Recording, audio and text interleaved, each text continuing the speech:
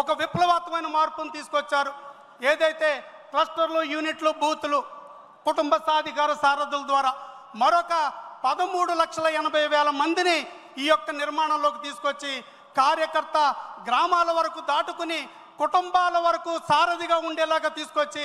ఈ యొక్క తెలుగు రాష్ట్రాల్లో మరి ముఖ్యంగా ఆంధ్రప్రదేశ్ రాష్ట్రంలో ప్రతి కుటుంబానికి ఒక వారధిగా కార్యకర్తను తీసుకొచ్చి కప్స్ నిర్మాణం ద్వారా తీసుకురావడం ద్వారా అదేవిధంగా ఏదైతే తెలుగుదేశం పార్టీ నిర్మాణంలో ప్రముఖ భూమిక పోషిస్తున్న అన్న లోకేష్ అన్న, ఆయన ఆ రోజు రాక్షస మోకులు దాడి చేస్తున్న సందర్భంలో తను తొలి అడిగేసి ఏదైతే యువగళం పాదయాత్ర ద్వారా అందరిలో స్ఫూర్తి నింపడమే కాకుండా మాలాగా నూతనంగా రాజకీయాల్లోకి వచ్చిన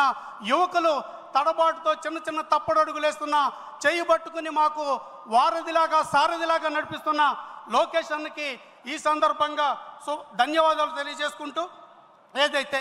మై టీడీపీ యాప్ ద్వారా అనేక సంస్కరణలు అన్న లోకేష్ అన్న రథసారథ్యంలో జరిగాయి. ఒకటి, మరి ముఖ్యంగా గత ఎన్నికల్లో రాక్షస పాలనలో, నియంత పాలనలో దొంగ ఓట్లతో నెగ్గాలని కుటిల ప్రయత్నాలు చేసిన వాళ్ళని తిప్పికొట్టి అన్న లోకేష్ అన్న మై టీడీపీ యాప్ ద్వారా దాదాపు 30 లక్షల పైచలకు దొంగ ఓట్లు తొలగించడంలో కావచ్చు, అదేవిధంగా తెలుగుదేశం పార్టీ కార్యకర్తలే అధినేతగా నిర్మాణం చేసిన మేనిఫెస్టోని ప్రజలకు తీసుకెళ్లడంలో ఈ టెక్నాలజీని ఉపయోగించడంలో కావచ్చు, అదేవిధంగా ఈ మధ్య కాలంలో 1 కోటి సభ్యత్వాలు దాటి నమోదు చేసుకోవడంలో ఒక కీలక భూమి పోషించడంలో కావచ్చు, ఈ రకంగా భవిష్యత్తు గ్యారెంటీని ఇంటింటికి తీసుకెళ్లడంలో ఇలా టెక్నాలజీని అనుసంధానం చేసుకుని కార్యకర్తని ప్రతి ఓటర్ దగ్గరికి చేర్చి తెలుగుదేశం పార్టీ సిద్ధాంతాన్ని, తెలుగుదేశం పార్టీ అజెండాలను ముందుకు తీసుకెళ్లడంలో కీలక పాత్ర పోషించడంలో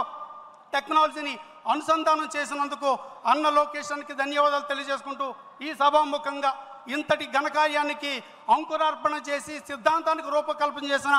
మహానుభావుడు అన్న నందమూరి తారక రాముడు గారిని జ్ఞాపకం చేసుకుంటూ నాకు ఇంత గొప్ప అవకాశం ఇచ్చిన శ్రీ నారా చంద్రబాబు నాయుడు గారికి, అన్న లోకేషన్కి మరి ముఖ్యంగా ధన్యవాదాలు తెలియజేసుకుంటూ జై తెలుగుదేశం.